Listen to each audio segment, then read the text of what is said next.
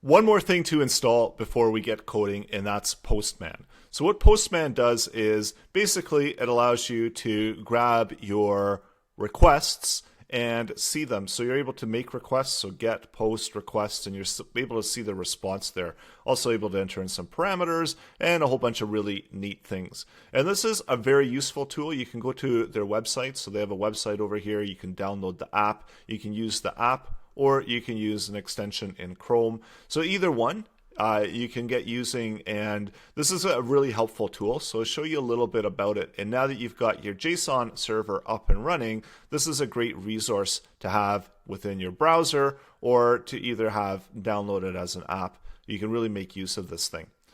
So there we go. So we've got it set up within within the browser. So that was a really quick way to set that up. And I've got it opening up in another window here. So what it does is it just basically asks you to sign up for an account. So this is an account on their system. They do have some information here about plans and pricing. So the first one, the basic one, is free. So this is most complete API development environment for individuals and small projects. And that it is perfect. It's a perfect tool to have within your system that you can make use of. So you can either sign up, or you could use Google to sign up, or there's a number of different ways to sign up. So I'm going to just go ahead and use Google to sign up. Once you're signed up, the app will pop up and you're able to start using the building blocks. So the one that we're going to be using is that we've got the simple request. And we can create a name here. We could just use it as the regular Postman, or we could do a request name. So this was JSON project testing JSON. And we'll just save it into Postman. So we're ready to go and to try this out. So what we can do is we can copy this URL and we can just send a post, and we can see that this information is being returned. So this way it's being done through Postman, and we can see that, or this should actually be posts, send. We can also send some parameters through as well. We can change this to put, post, patch, delete.